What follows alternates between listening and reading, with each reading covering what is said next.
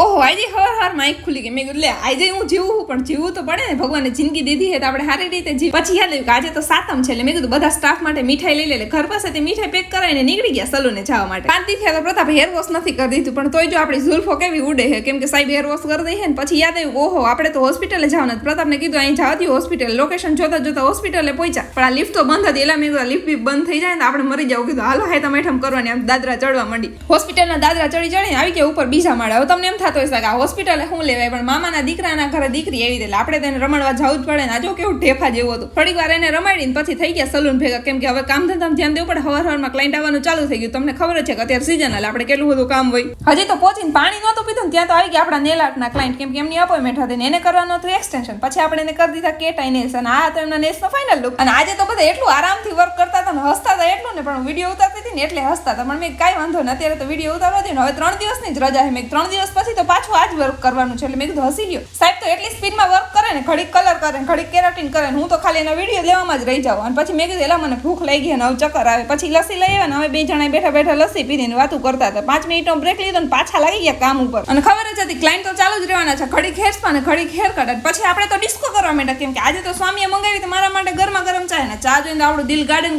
થઈ જાય. મસ્ત મજાની ચા પી લીધી. મેં હવે તમે કયો ને વર્ક કરવા માંડું. હજી એટલું કીધું તા તો કે જા પાણી ભરીને પાણી દીધું ને. મેં બેહો કઈક વાતો તો કરો. તો કે હું જાઉં. મેં ક્યાં જાઉં? તો કે હેર કટ કરવા. જોયું. હવે તમે બધા સલૂનના વ્લોગ જોઈને થાકી ગયા છે. એટલે હવે અમારે 3 દિવસની રજા છે. 3 દિવસ આપણે રખડવાનું છે. એટલે એના નવા મિની વ્લોગ હું તમારી સાથે શેર કરીશ. મળીએ કાલના નવા મિની વ્લોગમાં. Tata bye bye.